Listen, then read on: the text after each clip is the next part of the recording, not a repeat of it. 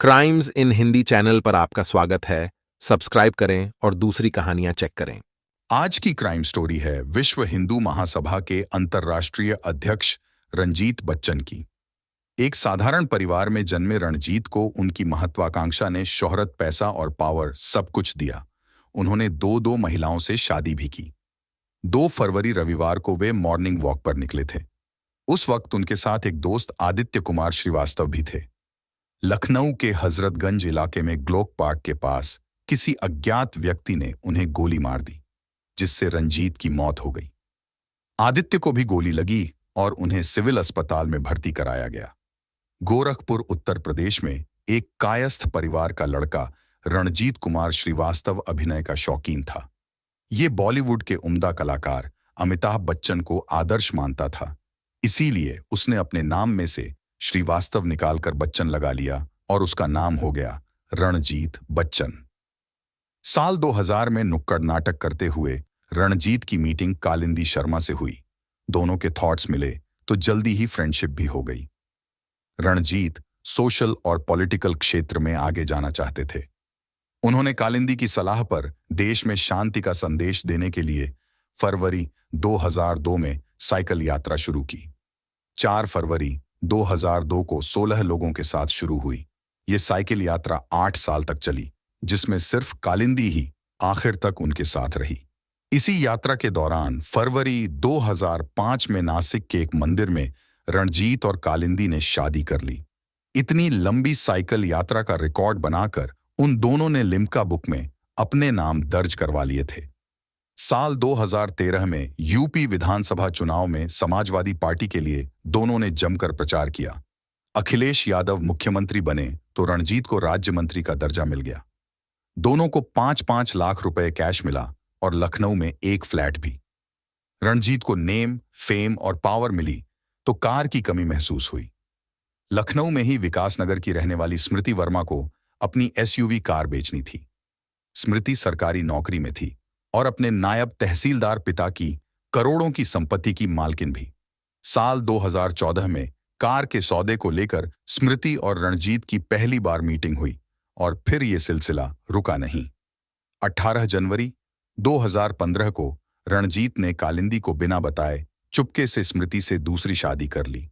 इधर रणजीत ने दूसरी शादी की और उधर 3 दिन बाद गोरखपुर में 21 जनवरी को पहली पत्नी कालिंदी ने बेटे को जन्म दिया।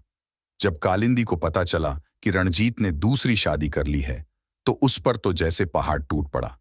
रणजीत ने उसे धोखा दिया था और वो ये बर्दाश्त करने वाली नहीं थी। उसने गोरखपुर महिला थाने में रणजीत के खिलाफ रिपोर्ट दर्ज करवा दी। जैसे तैसे दोनों में सुलह हुई और कालिंदी बेटे को लेकर रणजीत के पास लखनऊ आ गई। कालिंदी का रणजीत के पास लौटकर आना स्मृति को बर्दाश्त नहीं हुआ। होता भी कैसे, एक म्यान में 2 तलवारें कैसे रह सकती हैं। वो रणजीत को छोड़कर अपने विकासनगर वाले घर चली गई।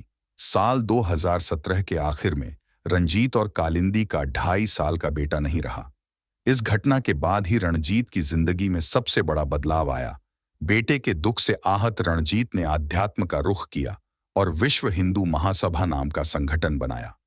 कालिंदी इसमें उसके साथ रही। खुद को हिंदू नेता के तौर पर स्थापित करने के लिए उन्होंने भगवा कपड़े पहनना शुरू कर दिया था।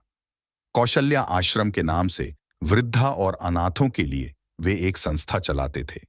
वहीं भारतीय सोशल वेलफेयर फाउंडेशन के नाम से और एक एनजीओ भी वह गोरखपुर में चला रहे थे।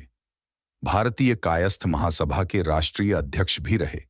भारतेंदु नाट्य अकादमी के ग्रेडेड आर्टिस्ट और all India Doordarshan drama artist संगठन से भी जुड़े थे। उन्होंने पल्स पोलियो के लिए विशेष जागरूकता अभियान चलाया था। हाल ही में सीएए पर भड़काऊ बयान देकर वे काफी चर्चा में आए थे। रणजीत बच्चन को लखनऊ में 2 फरवरी रविवार की सुबह गोली मार दी गई थी। सुबह सवेरे हुई इस हत्या के बाद लखनऊ में हड़कंप मच गया। लखनऊ पुलिस कमिश्नर सुजीत पांडे ने रणजीत बच्चन हत्याकांड की जांच के लिए 6 टीमें गठित की। पुलिस उनसे जुड़ी हर गतिविधियों के बारे में पता कर रही थी। वहीं उनके सोशल मीडिया अकाउंट भी खंगाले जा रहे थे। दूसरी तरफ उनके यहां आने जाने वाले और परिवार के अन्य लोगों से भी पुलिस की टीम जानकारी इकट्ठा कर रही थी। पुलिस ने एक सीसीटीवी फुटेज भी जारी किया जिसमें 2 संदिग्धों को देखा गया था। उन दोनों पर 50,000 रुपए का इनाम भी जारी कर दिया गया। 6 फरवरी को रणजीत बच्चन हत्याकांड का खुलासा करते हुए पुलिस ने दावा किया कि रणजीत की हत्या उसकी दूसरी पत्नी स्मृति ने करवाई थी। दरअसल रणजीत से अलग होने के बाद स्मृति दीपेंद्र के संपर्क में आई थी और रणजीत से डिवोर्स लेकर दीपेंद्र से शादी करना चाहती थी। रणजीत डिवोर्स देने के लिए तैयार नहीं थे। 18 जनवरी को स्मृति और रणजीत की मैरिज एनिवर्सरी थी। रणजीत स्मृति को लेकर एनिवर्सरी सेलिब्रेट करने के लिए होटल जाना चाहता था, पर स्मृति ने इनकार कर दिया। इसी बात को लेकर दोनों में बहस हुई और रणजीत ने स्मृति को तमाचा जड़ दिया। ये बात स्मृति ने दीपेंद्र को बताई। स्मृति ने दीपेंद्र से कहा कि रणजीत की मौत के बाद ही उन दोनों की शादी हो सकती है। दीपेंद्र को सरकारी नौकरी करने वाली पत्नी और करोड़ों की संपत्ति भी नजर आने लगी। जब रणजीत को रास्ते से हटाने की बात सामने आई तो वह इनकार नहीं कर सका। उसने हत्या की साजिश रच डाली। उसने अपने चचेरे भाई जितेंद्र और ड्राइवर संजीत को भी इस साजिश में शामिल कर लिया। उसने जितेंद्र को कहा कि काम होने के बाद स्मृति से शादी का रास्ता साफ हो जाएगा और शादी के बाद जिंदगी बन जाएगी। इसके बाद दोनों उसके पैसों पर जिंदगी भर मौज करेंगे। इसी लालच में जितेंद्र ने वारदात को अंजाम दिया। 2 फरवरी को जब रणजीत सुबह घूमने निकले तो जितेंद्र और दीपेंद्र रणजीत के पीछे पीछे ग्लोब पार्क तक गए, जहां जितेंद्र ने रणजीत को गोली मार दी। दीपेंद्र व जितेंद्र के साथ ड्राइवर संजीत भी मौके पर था, जो कुछ दूरी पर इंतजार कर रहा था। वारदात में शामिल स्मृति, दीपेंद्र और संजीत गौतम को पुलिस ने 6 फरवरी को गिरफ्तार कर लिया। वहीं वारदात को अंजाम देने वाला शूटर जितेंद्र आलमबाग के देवी खेड़ा में हुई पुलिस मुठभेड़ में दबोच लिया गया। वीडियो पसंद आया तो लाइक, शेयर और सब्सक्राइब करें। Thank you.